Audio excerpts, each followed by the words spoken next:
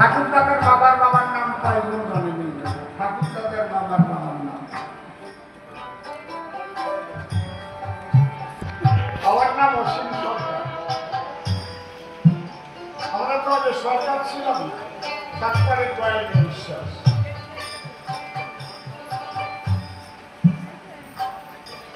বাবার নাম রাজবল্লভ, আগে বিশ্বাস করে সরকার। তার বাবার নাম যোগেন্দ্রনাথ সরকার, তার বাবার নাম কৈলাস সরকার, তার বাবার নাম কালীচরণ, তার বাবার নাম গুরুচরণ। কিন্তু আমার বাবা লিখে রাখছিল বলে আমি জানি। সাতপুর ওই বিয়ে দিয়ে টাইমে লাগে না।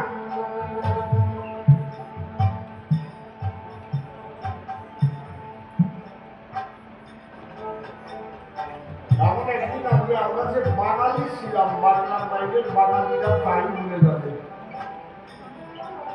বাংলার বাইরের বাঙালিরা বাংলা বলতে পারে, নবপ্রজন্ম, কিন্তু বাংলা লিখতেও পারে না, পড়তেও পারে। স্কুলে তো বাংলা লেখাপড়া নেই। যে উড়িষ্যায় আছে সে উড়িয়া টাইপির হয়ে গেছে,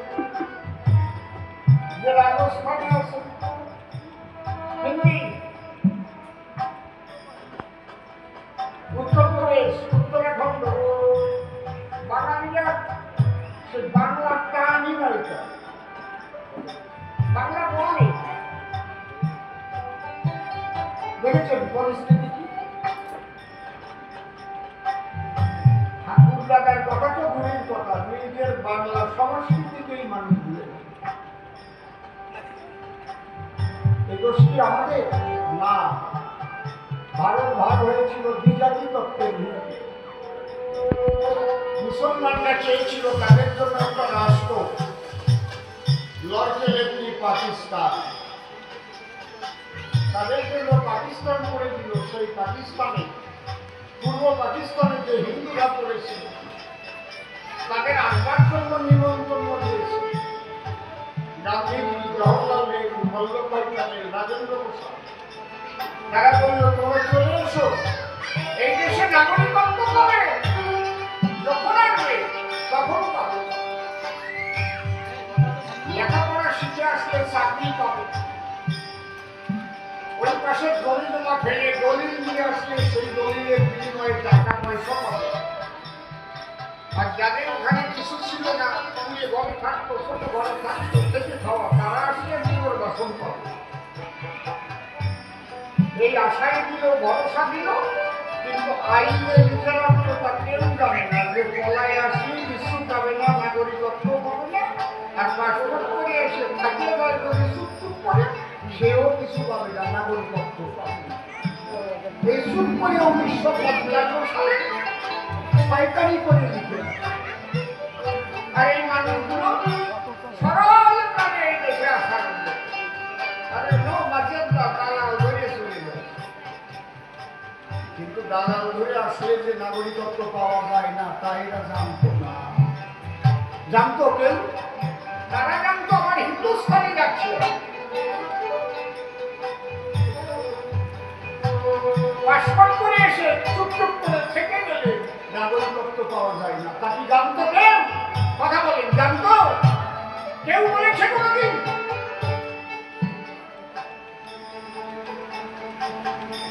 কত বড় বিপদ এই মানুষগুলো। ভাবতে পারে আইনের ভয়। একমাত্র ভারতীয় জনতা পার্টি পৃথিবীতে আর কেউ তা কোনদিন করে না। কোন দেশে আজ পর্যন্ত কোন দেশে হয় নাই এই অবৈধ প্রবেশকারী যারা, এদের নাগরিকত্ব দেওয়ার ব্যবস্থা কোনো দেশে নাই। আপনি ডুব দিয়ে পলাই আমেরিকায় উঠে দেখেন নাগরিকত্ব পাচ্ছে। অনেকে দুবাই গেছিল, আমিও দুবাই রাস্তায় গিয়ে গেছি, সাংবাদিক বিশ্ব বন্ধু সম্মেলন। অনেকে যায়, এক একজন ধরে যায়। ওই যে কি বলে এজেন্ট টাকা দেয়, এজেন্টরা কোম্পানির মাধ্যমে যায়। ওই কোম্পানিতে যদি বেতন কম দেয়, যে কোম্পানিতে বেতন বেশি দেয়, পাসপোর্ট ওই জায়গায় রেখে খালি বালি কাজ করতে চলে যায়। ওরে ভাই খালি বালি ঠিক পাইছি না ঠিক পাইছি? হ্যাঁ, তারপরে কি ভাবে আসতে হয়, পুলিশের হাতে ধরা দিতে হয়, জেলে রাখতে হয়, তারপরে দেশের মানুষ দেশে পাঠাবে নাকি? ঠিক বলছি না বেঠিক বলছি? নাগরিকত্ব চাইলে পাওয়া যায়? পৃথিবীতে কোনো দেশ নেই, পৃথিবীতে আজ পর্যন্ত একমাত্র ভারতবর্ষে হিন্দুদের জন্য সেই সুযোগ করে দিয়েছে ভারতীয় জনতা পার্টি। তোমরা সিএতে আবেদন করো, নাগরিকত্ব তোমাদের দেওয়া। এই অবৈধ অনুপ্রবেশকারী পাপ্পা তুলে তাও আবার মানুষই ভুলো যে বলে করিয়ে না করতে গেলি তোমার ওই দেশে পাঠাই দেবে করিয়ে না মরো গিয়ে তার কি হবে? শিল্প মানে কয়দিন পর যে যত আগে করতে পারবে তার তত লাভ বেশি। এই সুযোগ আর পৃথিবীতে জানি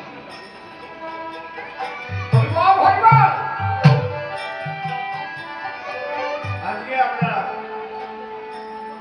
মৃত্যু তো একদিন হবে, কিন্তু মরার আগে আমরা মরবো কেন? এই জন্য গান আছে, আমি ভয় করবো না, ভয় করবো না, দুবেলা মরার আগে মরবো না, ভাই মরবো না, আমি ভয় করবো না, ভয় করবো না। পরীক্ষানা বাড়িতে গেলে মাঝে মাঝে ঘরে খেলে, পরীক্ষানা বাড়িতে গেলে মাঝে মাঝে ঘরে খেলে, তাই বলে হচ্ছে নিয়ে কান্নাকাটি ধরবো না, আমি ভয় করবো না, ভয় করবো না। ভয়ের কোনো কারণ না। মৃত্যু যখন হবে রাম রাম সঙ্গে করে এগিয়ে চলো। তাই কবি কি বলছে, ভাই রে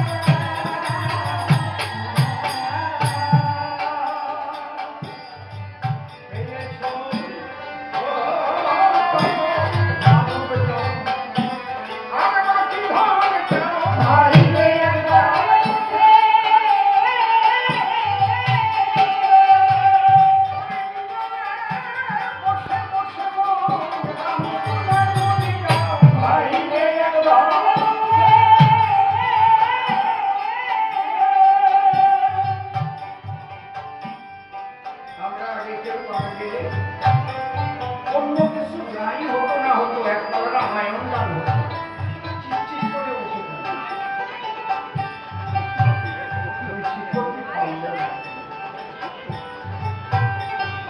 এটা আমাদের পূর্বপুরুষের কথা। ঠিক বললাম না বেশি বললাম? এখানে বুড়ো বুড়িরা তো অনেকটা আছে।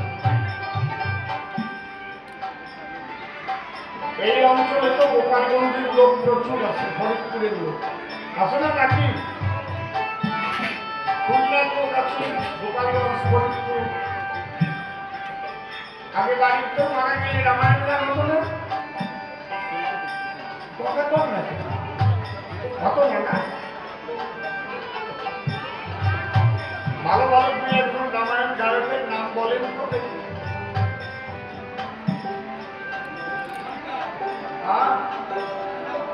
কি নাম?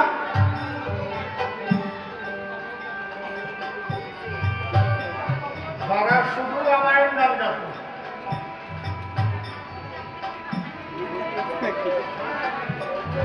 চুপ করে বসে, ওই জায়গায় চুপ করে বসে, ওই জায়গায় বসে।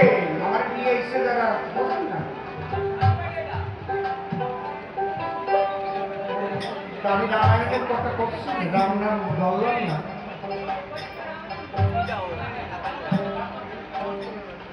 ও ভাগবত কথা শুনছে।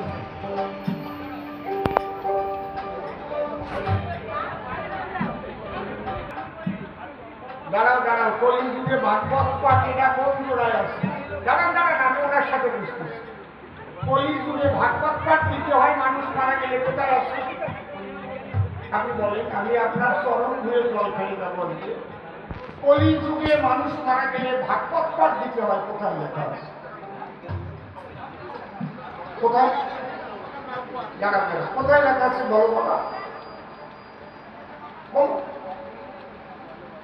কলিযুগে মানুষ মারা গেলে না ভাগবত পাঠ দিতে হয়, কোথায় লেখা আছে?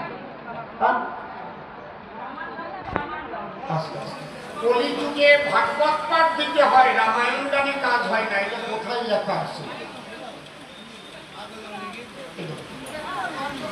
এটা কোথায় লেখা আছে বলুন? আপনি বলেন, আমি মেনে নেব। এই ভাগবত পাঠ প্রথম কে করেছিল, কার কাছে বলেন? আস্তে আস্তে আস্তে কলিযুগে ভাগবত পাঠ কে করেছিল, কার কাছে? কলিযুগে করেছিল না দাপর যুগে করেছিল? ভাগবত পাঠটা কে কাকে শুনিয়েছিল বলো? কি যন্ত্রণা!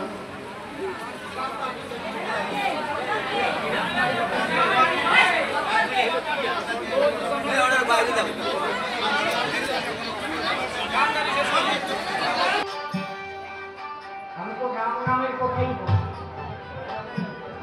আমি তো ভুবনটা রামায়ণেরই কথা। আপনাদের কি সাক্ষী বাংলা যে আমাদের মা বাবা মারা গেলে কিছু না হলে একটা রামায়ণ নাম দিত কিনা? আপনাদের কাছে জিজ্ঞেস দিত, ধরে বলেন। তাহলে আপনি থাকেন কোথায়? এবার বাড়ি কোথায়?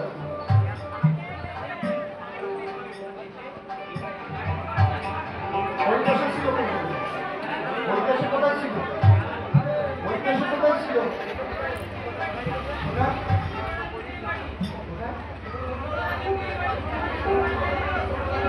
ছোট রাজিন্দির বাড়ি ছিল তো মোকালি বাবা। ছোট রাজিন্দির বাড়ি ছিল মোকালি বাবা। মোকালি বাবা ছিল না, ছোট রাজিন্দির বাড়ি। আস্তে আস্তে আস্তে, না না, ওই রাজ্যে উঠে আসছিল, এত বড় সাহস! আমাদের পুরানো সংস্কৃতি রামায়ণ। এই রামায়ণ মা বাবা মারা গেলে আমরা আগে রামায়ণ গাইতাম, রামায়ণ দিতাম।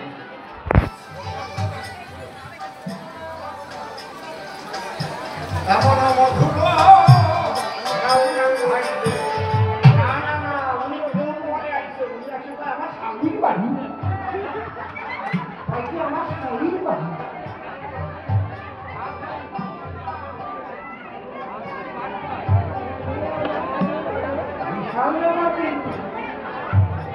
আরে বউয়ের বাড়িতে স্বামীর বাড়ি দাম বেশি।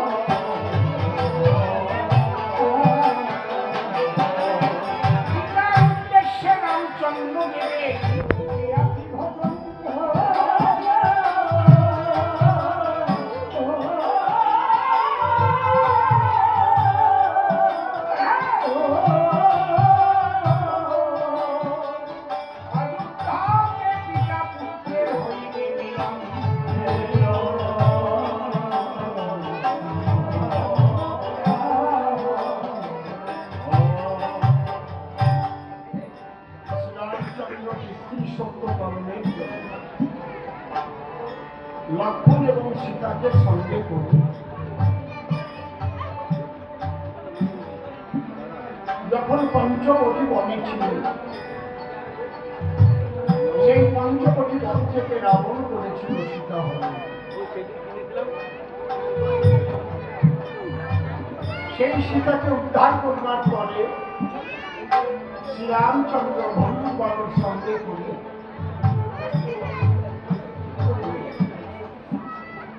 গিয়ে লঙ্কাপুরে রাবণ বংশ ধ্বংস করে সীতা উদ্ধার করেছিলেন রাম রাজিকে।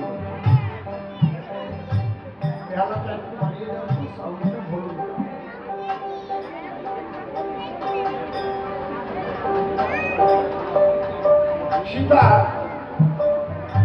যদিও সীতা উদ্ধার করে রামচন্দ্র অযোধ্যাপুরে ফিরে এসেছিলেন, ভাগ্যের পরিহাস সীতার আবার হয়েছিল বনবাস। এর পিছনে প্রচুর ইতিহাস আছে।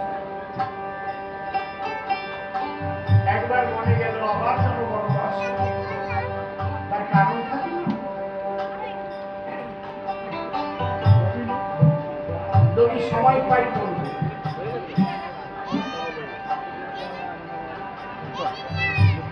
সীতাকে বনবাসে নিয়ে কুলগুরু বশিষ্ঠের আদেশে রামচন্দ্র অশ্বমেধ যজ্ঞের আয়োজন করেছিল।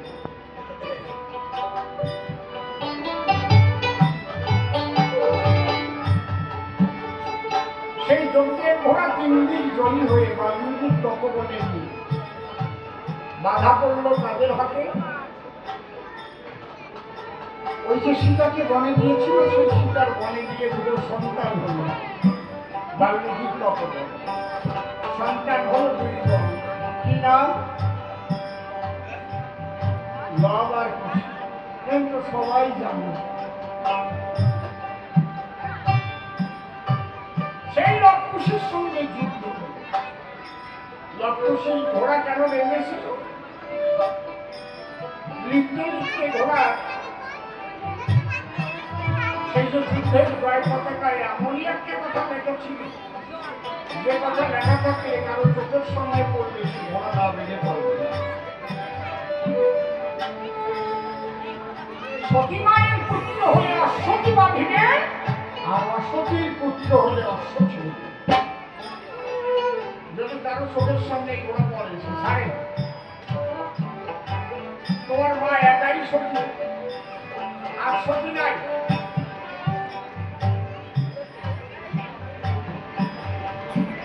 যে কারণে তপবনে হয়েছিল পিতা পুত্র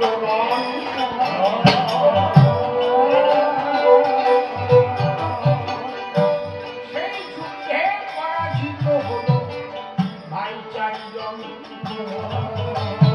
রাম লক্ষ্মণ ভরত শত্রুঘ্ন পরাজিত হয়ে গেল লক্ষ্মণের কাছে। কেন? মায়ের আশীর্বাদ ছিল না সীতা।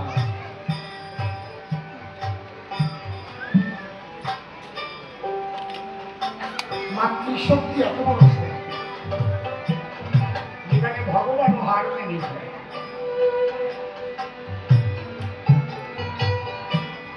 বিশাল সৈন্যবাহিনী নিয়ে রামচন্দ্র, লক্ষ্মণ, ভরত, শত্রুঘ্ন সবাই অচৈতন্য অবস্থায় পড়ে আছে, পরাজিত। মহামুনি বাল্মীকি ভাবলেন, আমি রাম জন্মগ্রহণ করার 60,000 বছর পূর্বে যে রামায়ণ খানা লিখেছিলাম, সেই রামায়ণ পূর্ণ হতে চলেছে।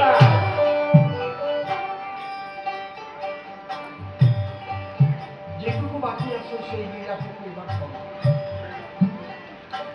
মহামুনি বাল্মীকি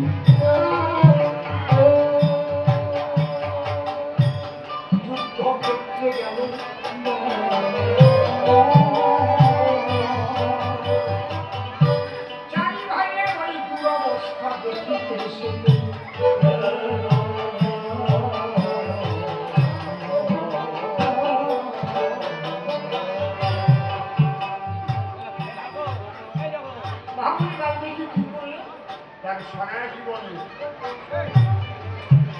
রাহুল লব্ধ ফল তার কৌমণ্ডলের মধ্যে সিদ্ধ জল ওই জল ছিটিয়ে দিয়েছে। একটা মানুষের যেমন ঘুম থেকে ঘুম ভাঙে, সবাই ঘুম ভেঙে কি করছিস?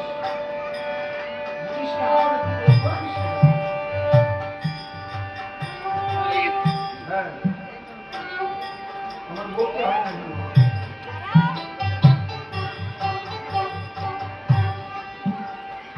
শ্রীরামচন্দ্র কহে মুনি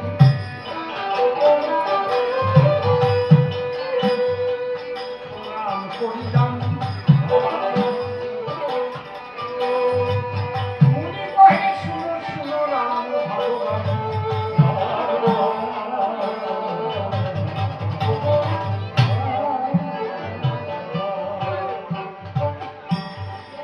এবার তুমি অযোধ্যাকে করো ভগবান, তোমার অসম্পূর্ণ যজ্ঞ তুমি করো সম্ভব। যাও। রাম বললেন, মণি ঠাকুর আপনি আমাদের সঙ্গে চলুন, এই আনন্দটা আরো ভালো। মণি বলছে আমি যাবো, তোমার নিমন্ত্রণ গ্রহণ করলাম, তবে আজকে আমি খালি হাতে যাব না, আজ একটা অমৃত মহোৎসবের দিন, আমি এমন জিনিস নিয়ে যাব অযোধ্যাবাসী কেউ এখনো দেখেনি, আমি এমন জিনিস শোনাবো অযোধ্যাবাসী কেউ শোনে। যাও আমি আসি। মুনির আজ্ঞা পেয়ে নাম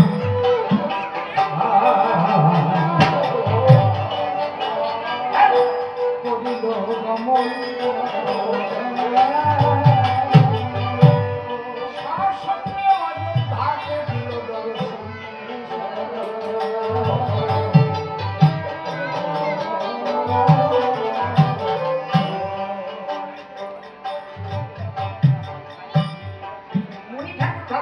আমাকে নতুন জিনিস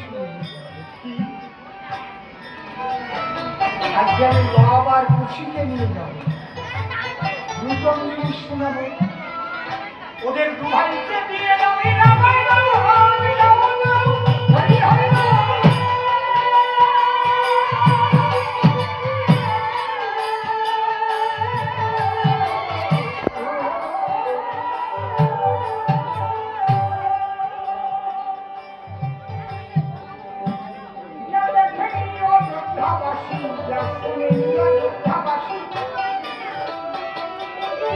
তারা দেখে শুনে হবে খুশি। আমি লবার খুশিতে সীতার কাছ থেকে নিয়ে আসি। মনে থাকো মা সীতার কাছে গিয়ে হাজির, গিয়ে দেখে মা আমার রাম রাম বলে কাঁদছে, দু চোখে জলে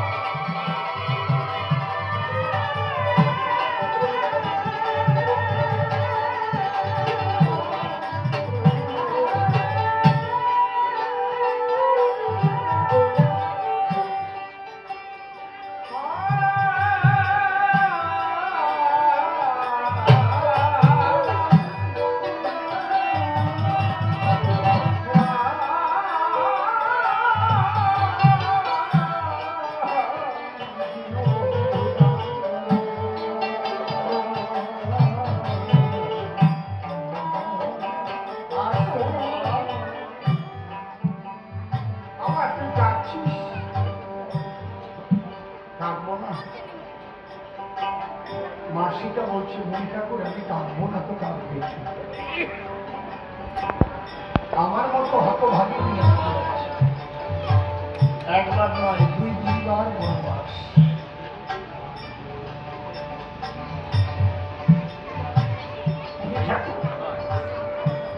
আমি কাঁদবো না তো কি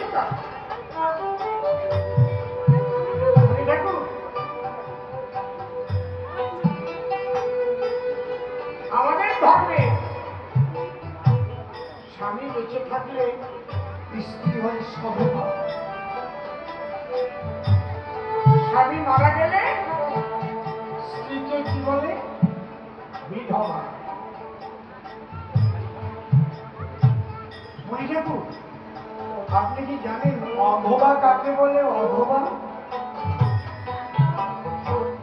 সধবা আর বিধবা তো আপনারা শুনেছেন, অধবা কাকে বলে জানেন কি? জানেন? চির পরবাসে থাকে জীবনানি পতি, সে নারী অধবা বটে তার বড় দুর্গতি।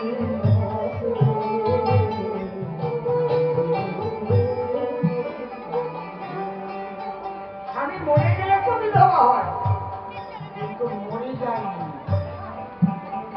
স্বামী বেঁচে আছে কিন্তু স্ত্রী একাকিনী বনবাস চালাতে পারত। তুমি ঠাকুর এই যে কি বেদনা তুমি তো জানো না। মুনি ঠাকুর বলছে মা কাঁদিস না মা, যদি আমার একটা কথা শুনিস তাহলে তোর যত ব্যথা বেদনা আমি মুছে দেবো। এই কথা মাত্র একদিনের জন্য তো খুশিতে আমার ভিক্ষা একদিন। বলে মুনি ঠাকুর আপনি কি বলছেন? এক জন্ম না দেখলে আমি খুশিতে থাকতে পারবো না। আমার যখন বাবার জন্য প্রাণটা পেটে ওঠে ওরা দুই ভাই এসে আমার কি বলে গলা জড়িয়ে ধরে মা মা মা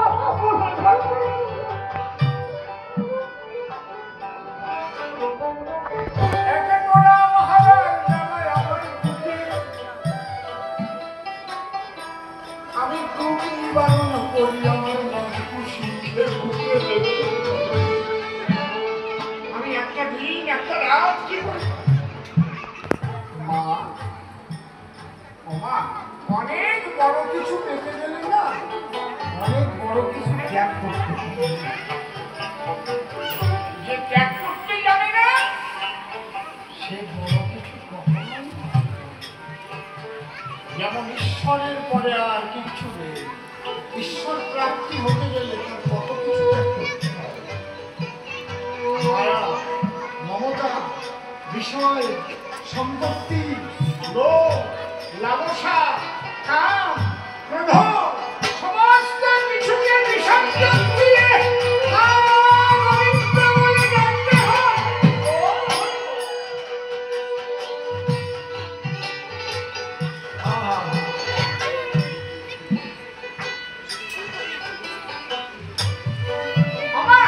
তুমি সেই রামচন্দ্রকে পাবে, তোমার দুঃখ মোচন হবে, তুমি একদিনের জন্য নরকুশিকে ছাড়তে পারবে না। হ্যাঁ পাবো তো, আমার প্রাণনা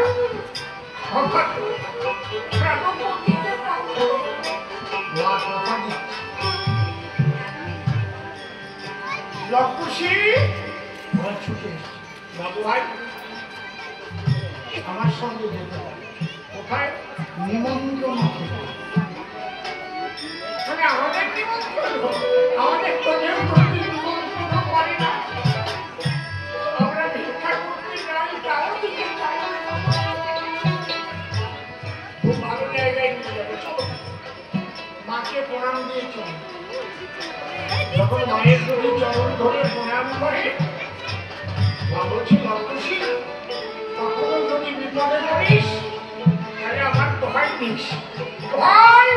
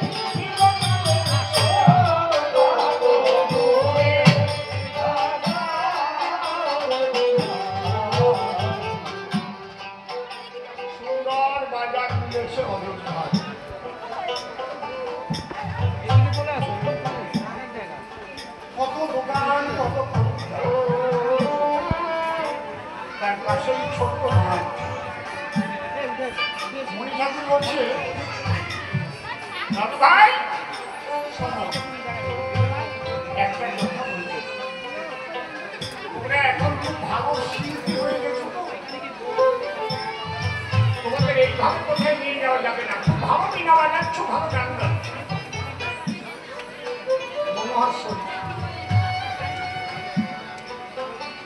দাদু ভাই একটা কাজ করতে হবে, এই মাঠের পাশে বসে বসে তোমরা মনের আনন্দে বিনা বাজিয়ে বাজিয়ে রামায়ণ গাও। তোমাদের যত্ন করে নেবার জন্য এমন একটু নাচবে, তোমাদের কাঁধে করে নিয়ে যাবে, তোমাদের কত ভালোবাসবে। আর এই রাম নাম সে বড় ভালোবাসে, রাম নাম শুনলেই তার চোখে জল আসে। খুশি হয়েছে মা কি ভাই? দাদু আমাদের এখানে ফেলে যেতে চাইছে কেন? বললো নিমন্ত্রণে নিয়ে যাবে। এখন আমাদের বলছে বসে বসে বাজারের পাশে রামায়ণ গাইতে হবে, বিনা বাজাতে হবে, আর দাদু আগে যাবে। তারপরে যদি বলে নিমন্ত্রণ বাড়ি আর খাবার নাই, তাহলে আমাদের তো না খেয়ে বাড়ি যেতে। লোক বলছে খুশি নেই, এতদিন থেকে দাদুকে চিনতে পারিস? আমরা তো নিরাশ্রয় নেই, আমাদের কেউ নেই। আমাদের দাদু তার তপবনে আমার মাকে আশ্রয় দিয়েছে বলে আজ আমরা ভাই দাদুর কোনো পিঠে মানুষ। আমাদের আর কি আছে? দাদু যা করে আমাদের মঙ্গলের জন্যই করবে।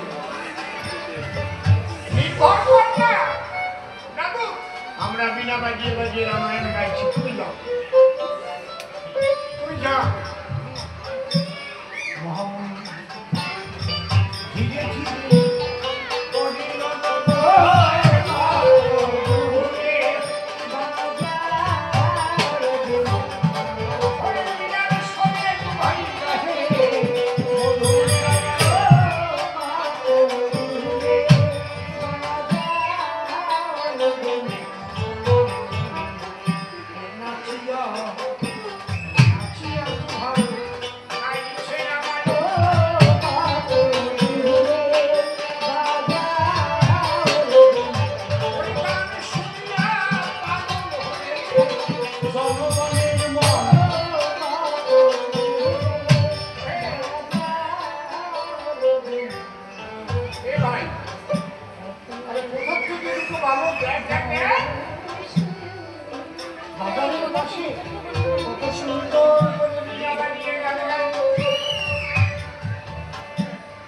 একদম দুইজন করে যেতে যেতে কয়েকশো মানুষ তারা রক্তশীতে ঘিরে ফেলেছে।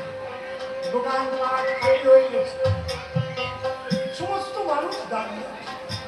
একটি মধুর গান, একটি মধুর বাজনা, আমরা তো কেউ এই যে মধুর বাজনা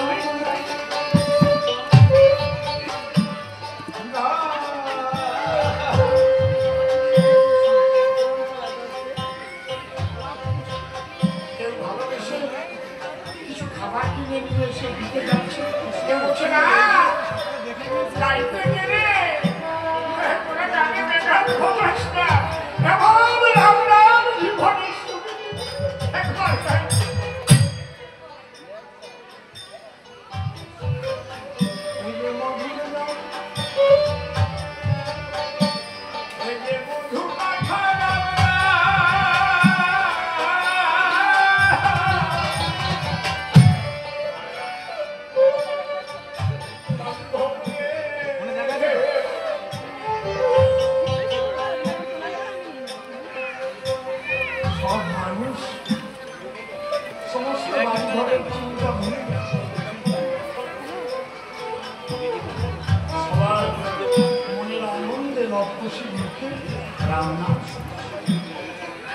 এদিকে মোহাম্মদ বাবুকে দুই ভাইকে ওখানে রাখি শ্রীরামচন্দ্রের সবাই গিয়ে উপস্থিত। আসুন মুনি ঠাকুর, আপনার জন্যই তো আমরা করছে ভক্তগণ ঠিক আছে। রামচন্দ্র সিংহাসন আসুন, মুনির জন্য সিংহাসন মুনি ঠাকুর সভামধ্যে দণ্ডায়মান হয়ে সবাইকে প্রণাম অর্পণ করে দিয়েছে। সকলের সুখ ঈশ্বরের কাছে প্রার্থনা। তবে ভগবান শ্রী রামচন্দ্রের কাছে আমার একটা নিবেদন,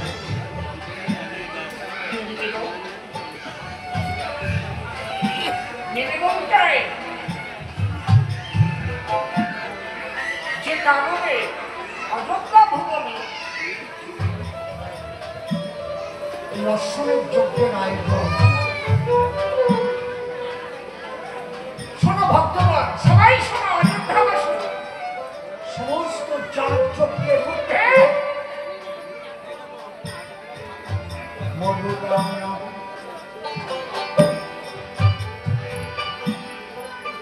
মধুর রাম নামের ধ্বনি যে স্থানেতে হয়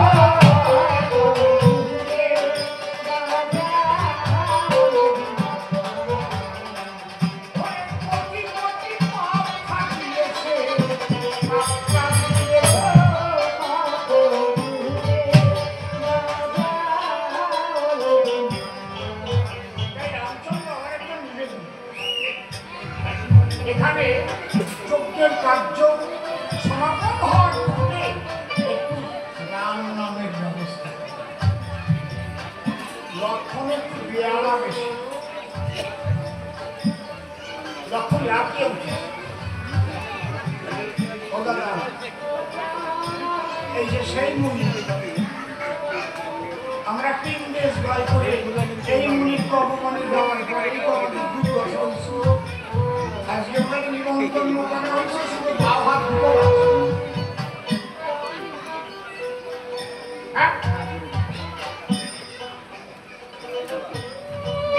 রামচন্দ্র বলছি, মনে থাকুন আপনি আর একটু পরিষ্কার করে বলুন তো কি আমার কথা হচ্ছে, তোমার অন্যান্য কাজ যা করো আর না করো, অন্তত এখানে রাম নামের ব্যবস্থা।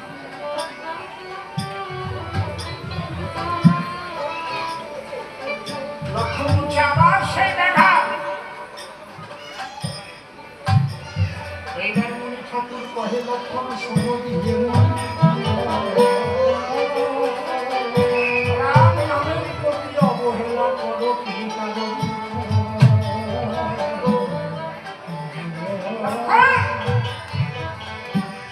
তোমাদের জন্মের আগে একটা ঘটনা, এই রাম নামে অবহেলা করে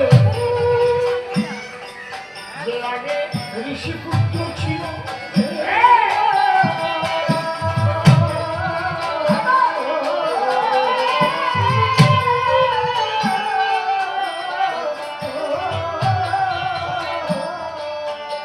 সেই ঋষিপুত্র নিয়ে পাপের সূত্র চন্ডাল তুলে জন্মিল।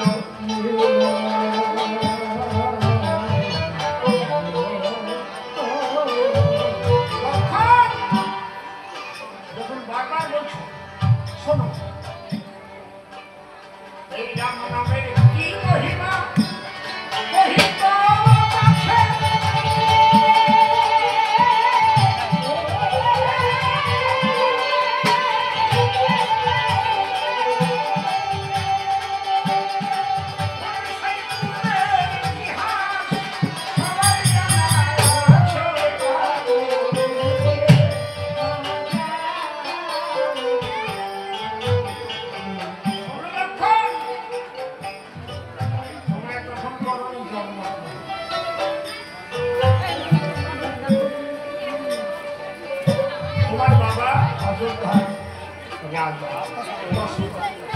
আমার কথা বলি, একবার অযোধ্যাতে হলো শনির বৃষ্টি, যে কারণে প্রখর রৌদ্র হলো অনাবৃষ্টি।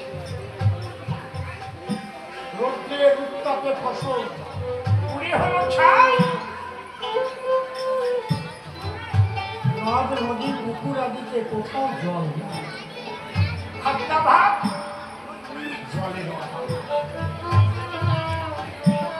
কি করে মানুষ বাঁচবে? তাই প্রজাবর্গ এসে রাজার কাছে বলল, রাজামশাই, আপনার এই দেশে আমরা থাকবো না, আমরা দেশ ত্যাগ করব। কেন, কি হয়েছে? বলে আমাদের খাদ্য সমস্ত পুড়ে ছাই হয়ে গেল, জমির পাকা ফসল আর এদিকে নাই জল। অনুমতি সরুজ নদীতে একটু জল আসে, কিন্তু যাওয়া যায় না তার কাছে। ওরা প্রচন্ড গরমে বনের থেকে বেরিয়ে ওই জলের মধ্যেই পড়ে থাকে। ওই ঘোলা জল পান করা হচ্ছে। রাজা দশরথ বলছে, শুনে জ্বালা 3 প্রকারের আছে, যার নাম কিতাব জ্বালা। আধ্যাত্মিক, আদি ভৌতিক, আদি দৈবিক। আধ্যাত্মিক জ্বালাটা কি? যে জ্বালা তার কাছে যায় না বলা। আপনি হরিসভায় যাচ্ছেন, হরি নাম শুনে নাম কীর্তন হচ্ছে, আপনি কাঁদছেন, কেন কাঁদছেন বলতে পারেন? একটা ভক্তিমূলক গান শুনছেন, 2 চোখ দিয়ে জল আসছে। ভক্তির কথা শুনছেন, 2 চোখ দিয়ে জল আসছে। যদি কেউ জিজ্ঞেস করেন, এই জায়গায় দাঁড়াই এক কবি লিখেছে, ওরে নিজের না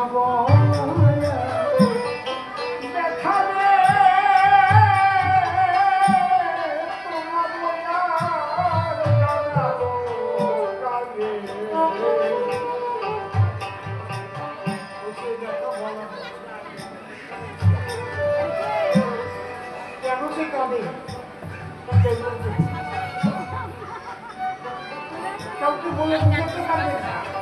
আপনি কেন কৃষ্ণ নাম শুনে যাচ্ছেন, কেন হরিনাম শুনে যাচ্ছেন? চোখের জলে ভেসে ধুলাই গল্প। আধ্যাত্মিক জ্বালা।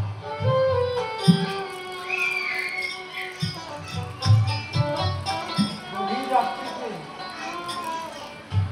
একা একা কেউ নাই, মহাশূন্যের দিকে তাকিয়ে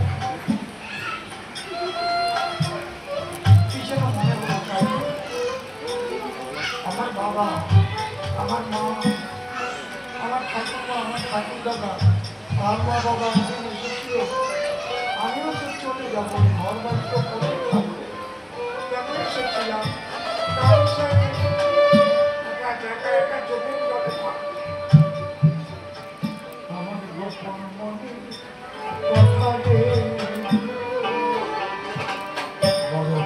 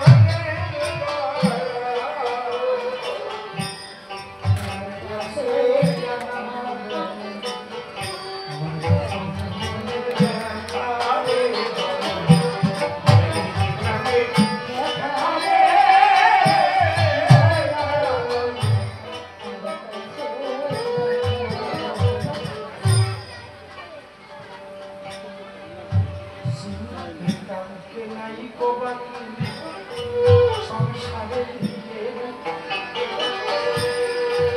দেখি সরলে প্রাণী বড় ধাবা বন্ধু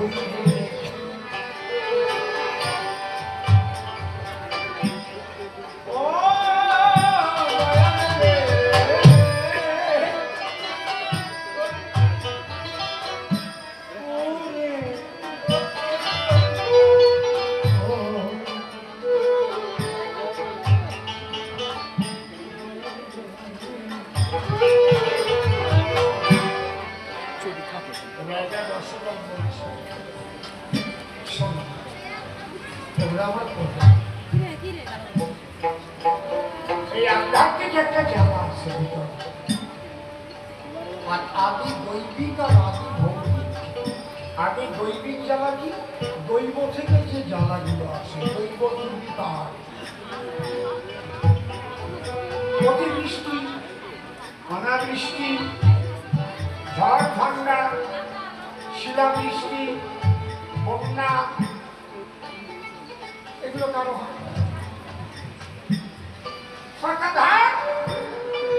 শিল্প শেষ হয়ে গেল, তার নামে কেস করল। আগুন ধরে ঘর বাড়ি পড়ে গেল, আগুনের নামে কেস করল।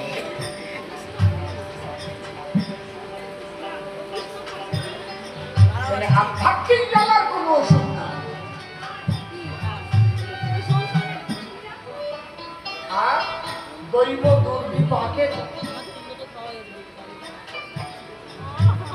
নালিশ করার জায়গা, কিন্তু আদি ভৌতিক অর্থাৎ তৃতীয় অর্থের পঞ্চভূতের পুরাতন, এই পঞ্চভূতাত্মক দেহগুলো থেকে যে যন্ত্রণা আসে, আমি তার কাছে দাঁড়াতে পারি নিরসন করার। যেমন আমি হস্তি নির্মাণ করবো,